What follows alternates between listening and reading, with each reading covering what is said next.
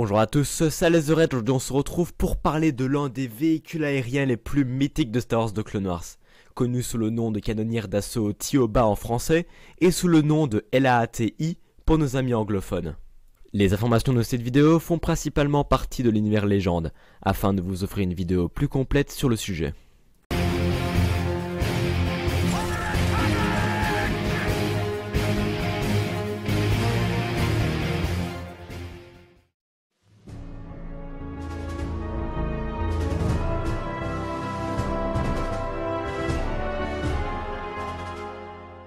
Le transport d'infanterie offensif de basse altitude, souvent désigné sous le nom de canonnière ou vaisseau de transport, était un véhicule de combat spécialisé et conçu pour le soutien aérien et le transport d'infanterie. Il fait partie de la série des transports de basse altitude ayant été produit par Rotana Heavy Engineering et a été utilisé principalement par la Grande Armée de la République pendant la guerre des clones. Le Tioba était un moyen de transport d'infanterie à répulseur, capable de transporter jusqu'à 30 soldats. Le véhicule faisait 17,4 mètres de long pour 17 mètres de large, avec une hauteur de 6,1 mètres. Il avait la capacité de voler jusqu'à une vitesse maximale de 620 km/h, avec un réservoir assez volumineux pour une ergonomie de 8 heures.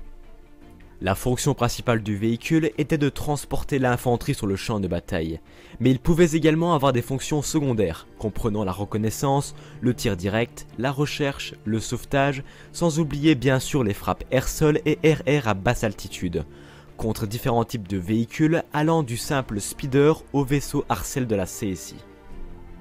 L'équipage comprenait un pilote à l'avant, suivi de son copilote juste derrière lui, ainsi que 2 mitrailleurs auxiliaires lors des besoins de la mission, postés dans les 2 tourelles. Android médical IM-6 était généralement transporté à bord afin de pouvoir exécuter les premiers secours. Le pilote s'occupait de contrôler le véhicule et de la communication avec le commandement, pendant que le copilote s'occupait des différents armements. Le Tioba fut doté d'un arsenal complet, comprenant 3 tourelles laser antipersonnelles, dont 2 sont tournées vers l'avant et l'une vers l'arrière. 2 lance-missiles sont montés sur le dessus, alimentés par des ceintures montées à l'arrière, et généralement chargé de missiles à courte portée à tête chercheuse. Il y avait 3 types de missiles, le missile explosif pour faire des gros dégâts sur une cible, le missile perçant pour traverser différents types de blindage, et le missile antipersonnel pour l'infanterie ennemie.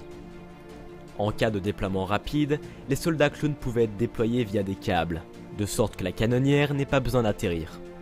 La portée de combat optimale du Tioba se situait dans la basse atmosphère, où il pouvait atteindre des vitesses dépassant 600 km/h comme dit précédemment.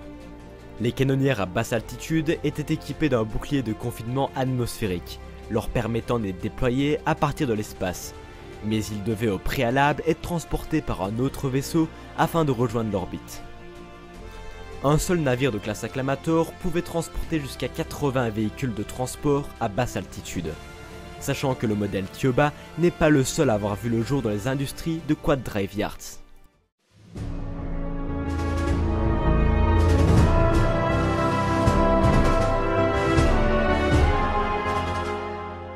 Le constructeur avait également créé une autre variante principale du véhicule, faite pour le transport lourd, le TLOBA ou le LAAT-C pour les anglophones, qui pouvait par exemple transporter un véhicule RTTT sur le champ de bataille sans aucun problème. La seule différence notable entre les deux est la taille de ce modèle dépassant les 28 mètres de long, en plus du fait que ce véhicule n'a besoin que d'un pilote, et que ce modèle ne dispose pas d'armement lourd.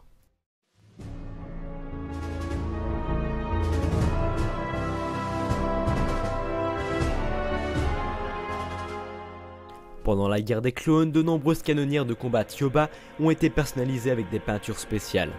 Le groupe d'élite Munilis 10 s'est attribué un transport de combat peint en bleu et arborant le visage d'un rancor. Mais c'était loin d'être le seul. D'autres canonnières, dont certaines ont également été nommées individuellement, ont été peintes avec des illustrations provocantes ou stimulantes pour le moral des troupes sur la carlingue du véhicule. Voici une petite liste de certaines canonnières personnalisées.